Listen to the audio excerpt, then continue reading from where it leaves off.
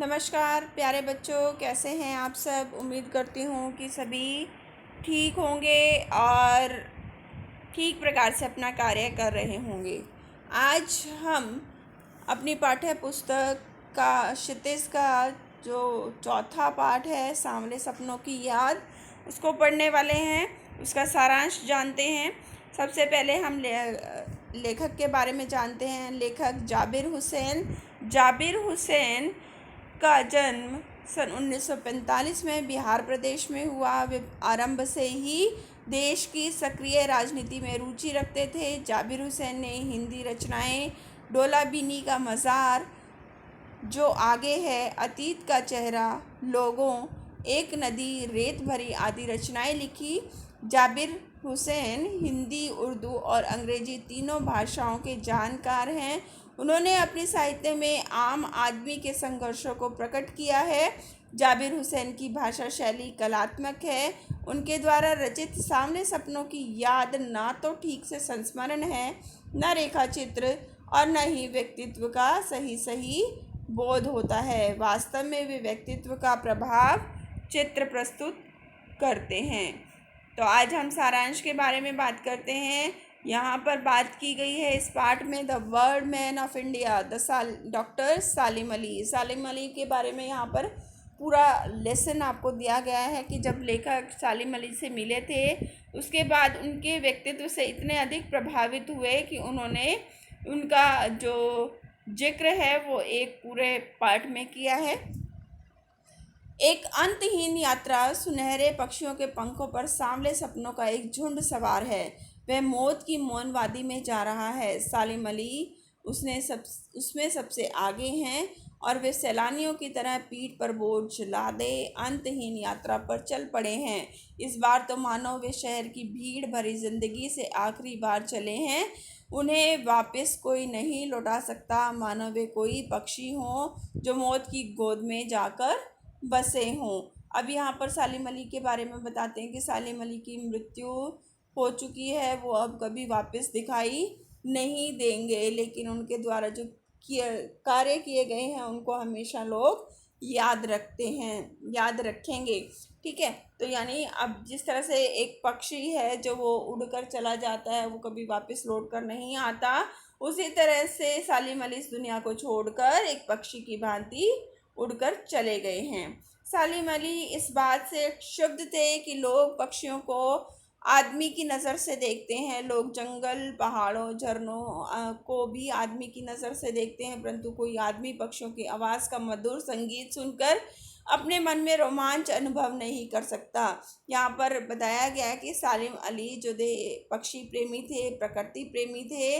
प्रकृति की सारी चीज़ों को वो एक जीवित मानते थे और उस तरह उनसे बातें किया करते थे। तो जो सालिम अली कहते हैं कि जो लोग हैं, जो आदमी हैं, वो आदमी की नज़र से ही इन बेजान चीज़ों को देखते हैं, लेकिन उनको कभी जीवंत होने का मौका नहीं देते हैं। तो सालिम अली प्रकृति प्रेमी थे, पक्षी प्रेमी थे और उनके बारे में यहाँ पर बताया गया है कि सालिम अली का व्यक्तित्व कैसा था। सालिम अली कमज़ोर काया वाले व्यक्ति थे। 100 वर्ष के होने में कुछ ही दिन शेष थे। लंबी यात्रा ने उन्हें थका डाला था। शायद कैंसर के कारण वे मृत्यु को प्राप्त हुए, परंतु अंतिम सांस तक पक्षियों की तलाश और सुरक्षा में लगे रहे। उनकी आंखों पर चढ़ी दूरबीन मौत के बाद ही उतरी थी। सालिम अली की नज़र में दूर तक फैली धरती और झुके आकाश जैसा जादू था। उन्हें प्रकृति में ऐसा हंसता खेलता रहस्य पसरा दिखाई देता था। उन्होंने अपनी दुनिया परिश्रम से बनाई थी और इसमें उनकी पत्नी तहमीना का भी योगदान था। अब उनकी जो पत्नी तहमीना थी वो हमेशा उनका साथ दिया करती थी। जिस प्रकार से वो पक्षियों की सेवा करते थे, तो वो भी उनकी मदद किया करती थी। ठीक है, तो अब यहाँ पर बताया गया है कि जिस तरह से धरती और झुके आकाश में एक जादू सा होता है और प्रकृति हंसती खेलती नज़र आती है, उसी को महसूस करना चाहिए। सालिम अली प्रधानमंत्री से एक बार मिले थे। उस समय जो प्रधानमंत्री थे चौधरी चरण सिंह जी, वो किस लिए मिले थे कि जो केरल की साइलेंट वैली है वहाँ से रेगिस्तान के हवा के झोंकों से जो पक्षी थे वो मर रहे थे और इसी कारण वो प्रधानमंत्री से मिलने गए थे। सालिम अली एक बार प्रधानमंत्री चौधरी चरण सिंह से मिले। वे केरल की साइलेंट वैली को रेगिस्तानी हवा के झोंकों से बचाना चाहते थे। चौधरी चरण सिंह गांव की मिट्टी में जन्मे थे, इसलिए वे सालिम अली की पर्यावरण सुरक्षा संबंधी बातें सुनकर भावुक हो उठे। आज ये दोनों व्यक्तित्व नहीं रहे। अब देखते हैं कि हिमालय और लद्दाख की बर्फीली ज़मीनों पर जीने वाले पक्षियों की चिंता कौन करेगा। अब इसमें दूसरा प्रसंग श्री कृष्ण जी का बताया गया है कि श्री कृष्ण जी जिस तरह से रास लीलाएं रचा करते थे, और पता नहीं अब कृष्ण जी ने वृंदावन में रास लीला, गोप लीला, मक लीला, बांसुरी वादन और वन विहार किया था। परंतु आज भी जब हम वृंदावन में यमुना का सांवला जल देखते हैं तो लगता है कि अभी कोई अचानक आकर बंसी बजाने लगेगा, संगीत का जादू पूरी वाटिका पर छा जाएगा और वृंदावन कभी कृष्ण की बांसुरी के जादू से खाली नहीं हुआ।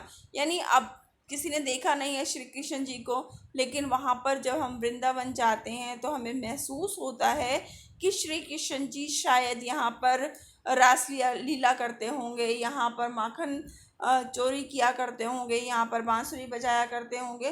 तो जिस तरह से जो जो जगह वहाँ पर बनी हुई हैं उन्हें देखकर श्री कृष्ण जी का आभास होने लगता है, उसी तरह से पक्षियों को देखकर सालिम अली के बारे में भी हम एहसास करने लगते हैं। और यहाँ पर इस पार्ट में तीसरा प्रसंग आया है लॉरेंस का। लॉरेंस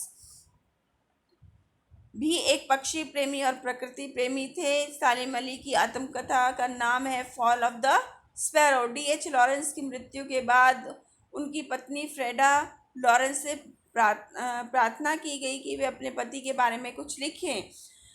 फ्रेडा ने कहा कि मेरे पति के बारे में मुझसे अधिक मेरी छत पर बैठने वाली गुरैया जानती है। लॉरेंस इतना खुला और सीधा सरल इंसान था। अब यहाँ पर जब लॉरेंस की मृत्यु हुई तो उनकी पत्नी फ्रेडा से पूछा गया कि अपने पति के बारे में कुछ अच्छी बातें बताएं, तो वो कहती हैं कि मैं कुछ अपने पति के बारे में बहुत अधिक नहीं जानती, मुझसे तो अधिक मेरी छत पर बैठी गोरैया ही उनके बारे में बता सकती हैं, क्योंकि वो भी हमेशा पक्षियों के सानिध्य में रहते थे, पक्षियों से बातें किया करते थे और प्रकृति की चीज़ों के साथ हमेशा बात किया करते थे। तो इस तरह से सालिम अली के बारे में और फ्रेडा लॉरेंस के बारे में बताया गया है। सालिम अली की प्रेरणा और ऊंचाइयां। बचपन में गलती से सालिम अली के हाथों से गोरैया घायल हो गई थी। उसी दिन से वे पक्षियों की खोज में रुचि लेने लगे, प्रकृति के रहस्य को जानने के लिए एक से एक ऊंचाइयां छूने लगे, मानो वे प्रकृति के प्रतिरूप बन गए हैं। सालिम अली निरंतर भ्रमणशील रहे, अखंड यायावर बने रहे। उनकी याद करके लगता है कि आज भी वे पक्षियों की खोज में निकले हैं और गले में दूरबीन लटकाए खोज पूर्ण कर नतीजों के साथ ही लौटेंगे।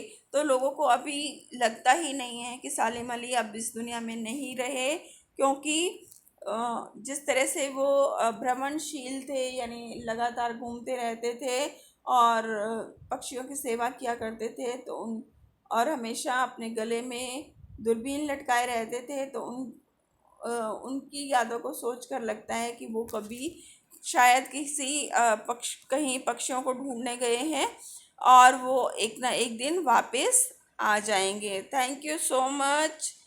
धन्यवाद। आपका दिन मंगलमय हो।